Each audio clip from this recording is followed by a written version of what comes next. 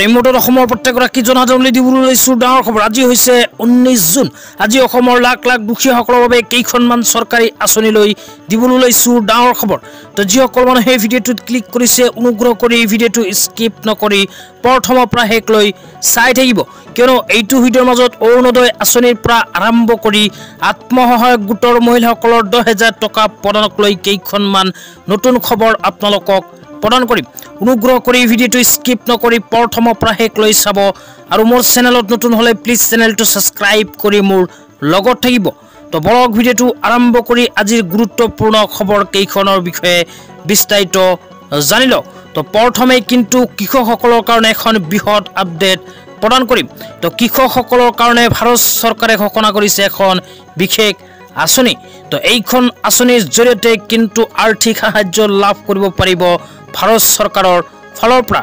তো আঁচনিখনৰ নাম কি, কেনেকৈ আবেদন কৰিব, কি প্ৰমাণ পত্ৰৰ প্ৰয়োজন হ'ব, আঁচনিখনত আবেদন কৰিলে আপোনালোকৰ কি লাভ হ'ব, যদি বিস্তাৰিত জানিব বিচাৰে অনুগ্ৰহ কৰি ভিডিঅ'টো স্কিপ নকৰি চাই থাকিব।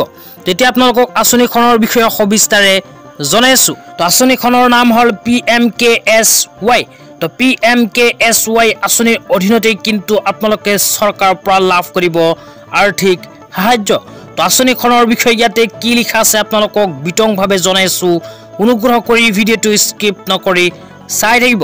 তো আঁচনিখনৰ বিষয়ে ইয়াতে কোৱা হৈছে প্ৰধানমন্ত্ৰী কৃষি সিঞ্চাই যোজনা। তো তাৰপিছত লিখা আছে প্ৰধানমন্ত্ৰী কৃষি সিঞ্চাই যোজনা 2015 চনৰ 1 জুলাইৰ পৰা আৰম্ভ কৰে ভাৰত চৰকাৰে। ভাৰত চৰকাৰৰ কৃষি আৰু কৃষক কল্যাণ মন্ত্ৰালয়ৰ দ্বাৰা পৰিচালিত এই আঁচনিখনৰ অধীনত পথাৰত থকা শস্যসমূহলৈ ক্ষুদ্ৰ জলসিঞ্চনৰ ড্ৰিপ আৰু স্প্ৰিংকলাৰ জলসিঞ্চনৰ ব্যৱস্থাৰ জৰিয়তে কৃষকসকলে পানীৰ ব্যৱহাৰৰ দক্ষতা আৰু পৰ্যাপ্তৰ ওপৰত গুৰুত্ব আৰোপ কৰা হৈছে। প্ৰধানমন্ত্ৰী কৃষি সিঞ্চাই যোজনা পানীৰ কাৰ্যক্ষম ব্যৱহাৰৰ বাবে ক্ষুদ্ৰ পৰ্যায়ৰ পানী সংযোগৰ ব্যৱস্থা কৰে ভাৰত চৰকাৰে।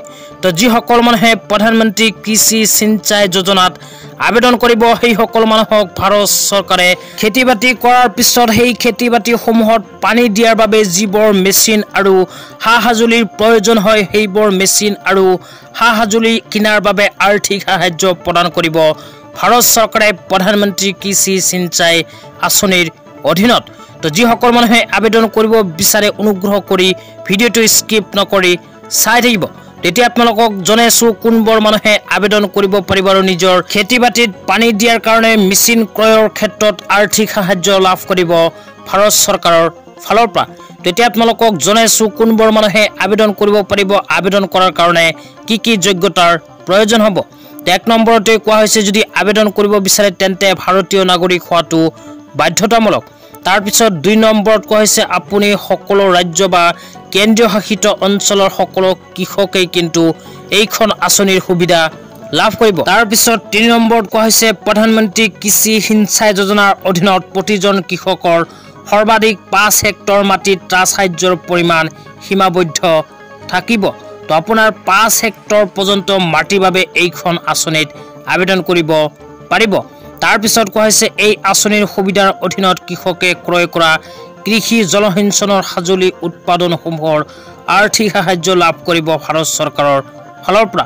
তেতিয়া আপোনালোকক জনাইছোঁ আঁচনিখনত আবেদন কৰাৰ বাবে কি নথি পত্ৰৰ প্ৰয়োজন হ'ব। প্ৰথমে কোৱা হৈছে পৰিচয় পৰীক্ষণ আৰু KYCৰ বাবে আধাৰ কাৰ্ড। তাৰপিছত 2 নম্বৰত কোৱা হৈছে আবেদনকাৰীৰ বাসস্থানৰ প্ৰমাণ পত্ৰ। 3 নম্বৰত কোৱা হৈছে বেংক ছেভিং একাউণ্ট। তাৰপিছত 4 নম্বৰত কোৱা হৈছে জাতিগত প্ৰমাণ পত্ৰ যদিহে প্ৰযোজ্য। তাৰপিছত কোৱা হৈছে খচৰা নম্বৰ আদিৰ দৰে কৃষিভূমিৰ মালিকী সত্যৰ নথি। তাৰপিছত কোৱা হৈছে ৰাজ্য কেন্দ্ৰীয় শাসিত অঞ্চলৰ বাসিন্দাৰ প্ৰমাণ পত্ৰ। ইয়াৰ লগতে পাছপোৰ্ট আকাৰৰ ফটোৰ প্ৰয়োজন হ'ব। তেতিয়া আপোনালোকক জনাইছোঁ আঁচনিখনত কেনেকৈ আবেদন কৰিব পাৰিব। তো যিসকল মানুহে প্ৰধানমন্ত্ৰী কৃষি জলসিঞ্চন আঁচনিত আবেদন কৰিব বিচাৰে সেইসকল মানুহে নিজৰ ব্লক বা নিজৰ জিলাৰ কৃষি বিষয়াৰ কাৰ্যালয়ত গৈ যোগাযোগ কৰিব লাগিব। তো আপোনালোকৰ ব্লক বা কৃষি বিষয়ক কাৰ্যালয়ত গৈ যদি যোগাযোগ কৰে তেন্তে আপোনালোকে প্ৰধানমন্ত্ৰী কৃষি জলসিঞ্চন আঁচনিত আবেদন কৰিব পাৰিব আৰু আপোনালোকৰ খেতি-বাতিত পানী দিয়াৰ কাৰণে যিবোৰ সা-সঁজুলি মেচিনৰ প্ৰয়োজন হ'ব সেইবোৰ ক্ৰয়ৰ ক্ষেত্ৰত ভাৰত চৰকাৰৰ ফালৰ পৰা আৰ্থিক সাহায্য লাভ কৰিব। তেতিয়া আপোনালোকক জনাইছো আজি দ্বিতীয়টো খুবেই গুৰুত্বপূৰ্ণ খবৰ। অনুগ্ৰহ কৰি ভিডিঅ'টো ইমানখিনি চাইছে যদি ভিডিঅ'টো স্কিপ নকৰি চাই থাকিব। তো আজি দ্বিতীয়টো খবৰ হ'ল অৰুণোদয় আঁচনিলৈ। অৰুণোদয় আঁচনিলৈ অসম চৰকাৰে বৃহৎ সিদ্ধান্ত গ্ৰহণ কৰিছে। তো যিসকল মানুহে এতিয়ালৈকে অৰুণোদয় আঁচনি পোৱা নাই সেইসকল মানুহৰ কাৰণে আহি গ'ল ভাল খবৰ। লগতে যিসকল মানুহৰ নাম আগৰ পৰাই অৰুণোদয় আঁচনিত অন্তৰ্ভুক্ত হৈ আছে সেইসকল মহিলাৰো কিন্তু অতি শীঘ্ৰে বৃদ্ধি হ'ব অৰুণোদয় আঁচনিৰ টকা। তো যিসকল মানুহে এতিয়ালৈকে অৰুণোদয় আঁচনি পোৱা নাই সেইসকল মানুহৰ কাৰণে অসম চৰকাৰে নতুনকৈ কি আপডেট লৈ আহিছে এতিয়া আপোনালোকক বিস্তাৰিত জনাইছো। অনুগ্ৰহ কৰি ভিডিঅ'টো স্কিপ নকৰি চাই থাকিব। তো আপোনালোকে মোবাইল স্ক্ৰীনত চাব পাৰিছে অৰুণোদয় আঁচনিলৈ অসম চৰকাৰে 2024-25 চনৰ বাজেট ঘোষণা কৰাৰ সময়ত এনেকুৱা এখন সিদ্ধান্ত গ্ৰহণ কৰিছে। তো ইয়াতে অৰুণোদয় আঁচনিলৈ কি কোৱা হৈছে আপোনালোকক সবিস্তাৰে জনাইছো। অনুগ্ৰহ কৰি ভিডিঅ'টো স্কিপ নকৰি চাই থাকিব। ইয়াতে লিখা আছে আঁচনিৰ লাভালাভ মহিলাৰ উপৰিও তৃতীয় লিংগ আৰু দিব্যাংগজন ব্যক্তিৰ বাবে সম্প্ৰসাৰণ কৰিছে অসম চৰকাৰে। তেতিয়াৰ পৰা মহিলাসকলৰ উপৰিও তৃতীয় লিংগৰ ব্যক্তি আৰু দিব্যাংগসকলকো প্ৰদান কৰিব অৰুণোদয় আঁচনি। অসম চৰকাৰে অতি শীঘ্ৰে অৰুণোদয় 2.0 আঁচনিৰ ফৰ্ম প্ৰকাশ কৰিব। তো তাৰপিছত কোৱা হৈছে ইয়াত 52 অৱস্থা চেৰিবেল পালচি থেলেচেমিয়া হেমোফিলিয়া কুষ্ঠৰোগ বা অটিজিম স্পেক্ট্ৰাম বিকাৰৰ দৰে স্থিতিত ভুগি থকা ব্যক্তি থকা পৰিয়ালসমূহ অন্তৰ্ভুক্ত হ'ব অৰুণোদয় 2.0 আঁচনিত। তো আপোনালোকৰ পৰিয়ালৰ কোনো সদস্য যদি এইবোৰ বেমাৰৰ লগত জড়িত হৈ আছে তেন্তে এইবাৰ কিন্তু আপোনালোকে অৰুণোদয় আঁচনিৰ ফৰ্ম লাভ কৰিব। তাৰপিছত কোৱা হৈছে এই আঁচনিৰ অধীনত 2,50,000 অতিৰিক্ত হিতাধিকাৰী অন্তৰ্ভুক্ত কৰিব অসম চৰকাৰে। তাৰপিছত কোৱা হৈছে চৰকাৰে ৰাষ্ট্ৰীয় খাদ্য সুৰক্ষা আইনৰ অধীনত অৰুণোদয় পৰিয়াল সংক্ষিপ্ততা প্ৰদানৰ চেষ্টা আৰম্ভণিতে পাইলট হিচাপে গ্ৰহণ কৰিব। তাৰপিছত একেবাৰে শেষত কোৱা হৈছে যে যিসকল মহিলাৰ নাম আগৰ পৰাই অৰুণোদয় আঁচনিত অন্তৰ্ভুক্ত হৈছে সেইসকল মহিলাৰ কাৰণে অসম চৰকাৰে আকৌ নতুনকৈ ঘোষণা কৰিবলৈ গৈছে দুখন আঁচনি। সেয়া হ'ল প্ৰধানমন্ত্ৰী সুৰক্ষা বীমা আঁচনি আৰু প্ৰধানমন্ত্ৰী জীৱন জ্যোতি বীমা আঁচনি। তো অট'মেটিকলি যিসকল মহিলাৰ নাম আগৰ পৰাই অৰুণোদয় আঁচনিত অন্তৰ্ভুক্ত হৈ আছে সেইসকল মহিলাই এই দুখন আঁচনি লাভ কৰিব। তো যিসকল মানুহে এতিয়ালৈকে অৰুণোদয় আঁচনিত আবেদন কৰা নাই আৰু নতুনকৈ আবেদন কৰিব বিচাৰে নিশ্চয় ভিডিঅ'টো চাই আছে যদি চেনেলটো ছাবস্ক্ৰাইব কৰি মোৰ লগত থাকিব, কিয়নো যেতিয়া আবেদন আৰম্ভ হ'ব লগে লগে আপোনালোকক জনাই দিম।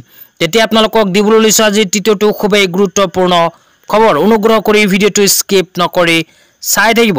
তো তৃতীয়টো গুৰুত্বপূৰ্ণ খবৰ হ'ল আত্মসহায়ক গোটৰ মহিলাসকলৰ বাবে।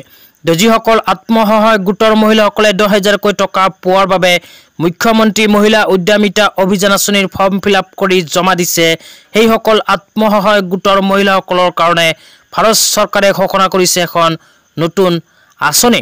তো এইখন আঁচনিৰ জৰিয়তে 1 লাখ টকাৰ পৰা আৰম্ভ কৰি 10 লাখকৈ টকা লাভ কৰিব পাৰিব। তো আঁচনিখনৰ নাম এতিয়া আপোনালোকক জনাইছো। অনুগ্ৰহ কৰি ভিডিঅ'টো স্কিপ নকৰি চাই থাকিব। তো আঁচনিখনৰ নাম হ'ল লাখপতি দিদি আঁচনি। তো ভাৰত চৰকাৰে নতুনকৈ ঘোষণা কৰিছে লাখপতি দিদি আঁচনি। তো যিসকল মহিলাই আত্মসহায়ক গোটৰ লগত জড়িত হৈ আছে সেইসকল মহিলাই পোনপটীয়াকৈ লাভ কৰিব লাখপতি দিদি আঁচনি। তো যিসকল মহিলাই লাখপতি দিদি আঁচনিত আবেদন কৰিব সেইসকল মহিলাই পোনপটীয়াকৈ 1 লাখ টকাৰ পৰা আৰম্ভ কৰি 5 লাখকৈ টকা লাভ কৰিব। তো আত্মসহায়ক গোটৰ মহিলাসকলৰ কাৰণে আৰু এখন ডাঙৰ আপডেট প্ৰদান কৰিছোঁ। তো যিসকল মহিলাই ইতিমধ্যে মুখ্যমন্ত্ৰী মহিলা উদ্যমিতা অভিযান আঁচনিৰ 10,000 টকা পোৱাৰ বাবে ফৰ্ম ফিল-আপ কৰি জমা দিছে সেইসকল মহিলাৰ ফৰ্ম ছাবমিটৰ কাম অসম চৰকাৰে ইতিমধ্যে আৰম্ভ কৰিছে। তো যিসকল মহিলাৰ ফৰ্ম ছাবমিটৰ SMS আহি গৈছে সেইসকল মহিলাৰ বেংক একাউণ্টত অতি শীঘ্ৰেই সোমাই দিব 10,000কৈ টকা। তো আজি ইমানেই। ভিডিঅ'টো চাই কেনে পালে নিশ্চয় কমেণ্ট বক্সত কমেণ্ট কৰি জনাই দিব। তো ধন্যবাদ।